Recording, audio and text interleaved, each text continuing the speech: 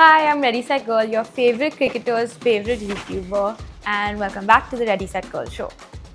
Yet another big international tournament for women's sports. Yes, it's the Women's Cricket World Cup, and this is your crash course on everything you need to know before the tournament. This is the 13th edition of the World Cup, and it'll happen in India and Sri Lanka between September 30th to November 2nd. It follows the one-day international format, which means 50 overs per innings. And there are 8 teams participating, consisting of 15 players. Australia are the most successful team in the history of the Women's World Cup, having won the iconic trophy on 7 occasions, with arch rival England not far behind with 4 titles. New Zealand are the only other team to have had success at the tournament, having won in 2000, while Bangladesh, India, Pakistan, South Africa and Sri Lanka are on the hunt for their first Women's World Cup trophy. There are no groups at this World Cup, with all teams to play 7 matches during the group stage and the top 4 sides on the standings then progressing to the knockout for the semi-final stage, kind of like playoffs. This is a little confusing, so stay with me. The highest ranked team during the group stage will play the 4th ranked team, while the second will play the 3rd ranked team. And then the 2 winners will go through to the title decider on November 2nd. A total of 4 venues will host the games across India, which includes Guwahati, Indore, Visakhapatnam and Navi Mumbai. Premadasa Stadium in Colombo is the sole venue in Sri Lanka that will be used during the event and is in contention to host the final alongside DY Patil Stadium in Navi Mumbai. Leading up to the tournament, the teams will also play a total of 2 warm-up matches happening on the 25th and the 27th of September. Now, the thing that's got the most attention about this tournament is the prize money. The ICC recently announced a massive increase to the prize money of this World Cup, with the total pool amassing $13.88 million. That's a monumental rise of 297% from the $3.5 million at the most recent edition of the Women's World Cup in New Zealand in 2022. And it also overshadows the $10 million prize pool from the most recent Men's Cricket World Cup in 2023. And now onto the juicy part, the team. First, obviously, we got to talk about the hosts, India. The hosts, they're obviously under a lot of pressure, and the whole cricket-crazy country expects a lot from them. Led by formidable captain Harmanpreet Kaur, they also have names like Smriti Mandhana and Jemimah Rodriguez to add to their star-studded roster. Smriti Mandhana has been on a rampage in the ODI against Australia just before this tournament, so we're hoping she brings this top form to the World Cup too. And in this particular ODI series, the India squad fought back hard against Australia to tie the series. I think this performance showed this team's confidence in themselves more than anything, especially in how they went about the chase. This series was a great test for them to figure out what they were lacking. They have confident opening pairings of Pratika Rawal and Smriti Mandhana. Whether it is setting up a big total or chasing down a tricky target, the team will rely heavily on this pair to provide solid starts, something they've done since January 2024. The group includes a lot of seniors like Deepti Sharma and Sneha Rana alongside Radha Yadav and youngster N. Sricharan. One major concern that stands out for India is the lack of variety in both fast bowling and spin departments. The attack looks effective but somewhat predictable. I also think that they can't be too over-dependent on Smriti's batting, because it's not like they don't have the depth and the talent to take the win anyways. Next up, Australia. Australia's women's cricket team will enter the tournament as overwhelming favourites. Veteran keeper-batter Alyssa Healy will lead the star-studded squad, while the return from injury of spinner Sophie Molyneux bolsters their already potent bowling lineup. The Australian squad of 15 players almost picked itself for this tournament, and when you have previous match winners like Alyssa Healy, Elise Perry and Megan Shute at your disposal, it's hard not to see why. A total of 10 players from this 15-member squad were there in New Zealand in 2022 when the Aussies won an unprecedented 7th World Cup title. And every one of these stars is going to be keen to add another trophy to their cabinet. Australia's batting unit is arguably the best in the world, with depth extending well into the low-middle order. You can almost be guaranteed that if experienced skipper Alyssa Healy performs well at the top of the batting order, then the Aussies are going to be well on their way to the record-breaking 8th World Cup title. Also remarkably, 3 of the top finishers in world cricket right now, with strike rates over 150 over the last 2 years, belong to Australia. I mean, this team has strengths in every part of the game, but something they have particularly focused on is fielding. A really overlooked part in women's cricket, but it's what sets Australia apart. From electric catches to sharp throws and exceptional athleticism, their fielding adds immense value, often saving crucial runs. What could prove to be problematic for this team is vulnerability to quality spin. Maybe India could use that to their advantage, but this team is definitely the one to beat. On to New Zealand. If I was an Indian, I'd say I'm rooting for them. New Zealand skipper Sophie Devine will be featuring in her 5th Cricket World Cup. The 36-year-old has announced that this tournament will mark the last time she features in the ODI format. The White Ferns will be looking to make the most of her fierce striking with the bat at the top of the order. Also playing in her first World Cup will be Suzie Bates, New Zealand's leading run getter in women's ODIs. A notable aspect of the White Ferns selection is the inclusion of 4 first-timers. This includes Polly Inglis, Bella James, Bri Illing and Flora Devonshire, and their head coach has expressed full and complete faith in them. He says, Bri puts batters under pressure. Her and Flora have both shown they can consistently bring the stumps into play.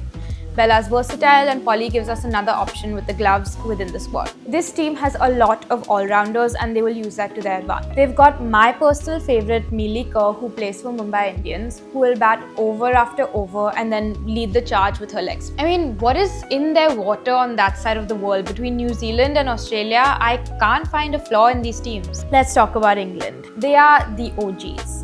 Balanced, tactical, often technically excellent and annoyingly consistent. The 4-time champions will aim to make it a 5th. Nat Siver-Brunt, another Mumbai Indians coach, will lead England for the first time. England's middle order will be bolstered by the return of experienced Heather Knight, who missed out on the India series due to a hamstring injury. The former captain would not just be responsible for steadying England's batting, but would also help the team's cause with her valuable inputs for big tournaments. England have strong spinners with the women's ODI #1 bowler Sophie Ecclestone, which could prove to be a masterstroke given the subcontinental conditions. Additionally, the variation in each of their slow bowlers will be an added advantage as the pitches slow down in the later stages of the tournament. Though this is Charlotte Edwards' first major tournament as the coach of the England team, she has a knack for winning trophies. She has won both in the 50-over and 20-over format, so she's no stranger to lifting big trophies. A strong leadership group at the fore makes England a very strong contender to claim their 5th title this year, despite losing the white ball series at home with India. Now let's see what South Africa has in store for us. I like to call them the nearly team.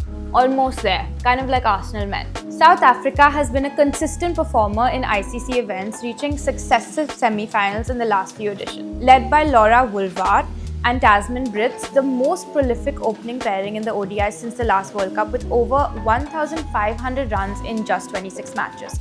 Their presence gives South Africa a strong foundation to dictate terms. The squad carries significant continuity with 10 of the 15 players returning from the previous edition. Rizaan Kaap is South Africa's key all-rounder, backed by experienced players like Sune Loos and Chloe Tyron. Add in young talents like Nadine de Klerk and Anneke Bosch, and South Africa has a strong mix of experience and energy, giving them plenty of match-winning options. Over-reliance on the Woolward-Brits partnership remains a glaring concern. The bowling unit, though experienced, must adapt quickly to life without Shabnim Ismail, who retired this May. Conditions in India also play into South Africa's strengths. They look set for another deep run. If Woolward's leadership translates into fewer batting lapses and if the bowlers deliver decisive spells against elite opposition, the Proteas could finally convert promise into a historic title bid. Next up is Pakistan. The Pakistan's women's cricket team has registered some heartening performances in the last few years but have never been able to break into the knockouts of a major world event. Their captain Fatima Sana is just 22 and their most vital all-rounder. I mean, what a talent. He's also a sign of Pakistan's new young era. Sidra Amin has emerged as the side's stabilizing force at number 3, consistently anchoring innings, while Muniba Ali and Alia Riaz provide valuable support. But Pakistan's inconsistency remains their biggest liability. The 2022-2025 championship cycle yielded just 8 wins in 24 matches and a 9th place finish, underlining its struggles against stronger opposition. Leadership upheavals from Bisma Maroof to Nida Dar before Fatima's promotion only deepened instability. The side's dependence on a small core, Sidra with the bat, Fatima and Nashra with the ball, and leadership leaves little margin for error. If any of these falter, Pakistan lacks depth to cover the shortfall. Their blend of youth and experience sparks promise, with Fatima Sana at its core, but unless batting depth improves and fielding sharpens, lone wolf performances might not even be enough to carry them out of the group stage. Next up, Sri Lanka.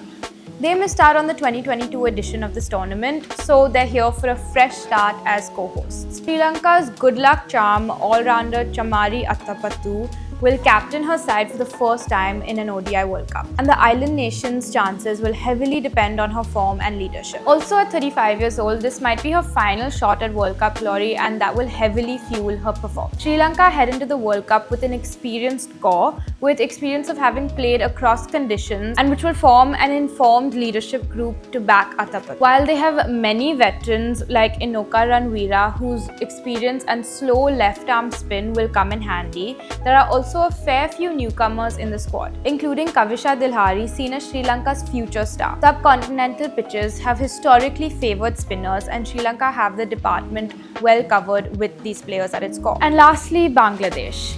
It seems this team has been preparing for a long time for this tournament. Fargana Hoque told the Daily Star. Hoque, who was the top scorer for Bangladesh in the 2022 edition, admitted that the side was self-aware about working as a unit and not depending on individuals. The captain says, "We don't have a super batter striking at 100 to 150 to finish games single-handedly, but our spin attack is world-class. The weakness is the pace. If the board invests in developing fast bowlers, we could become a much more complete side." I think this squad, while might have appeared a weaker side in other tournaments, have built up a lot of confidence in themselves, which will be almost the most important thing when taking on giants like Australia and England. In fact, they're kind of known to frustrate big teams with their grit.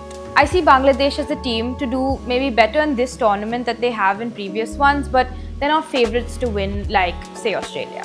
So that's everything you need to know before the Women's Cricket World Cup that starts next week.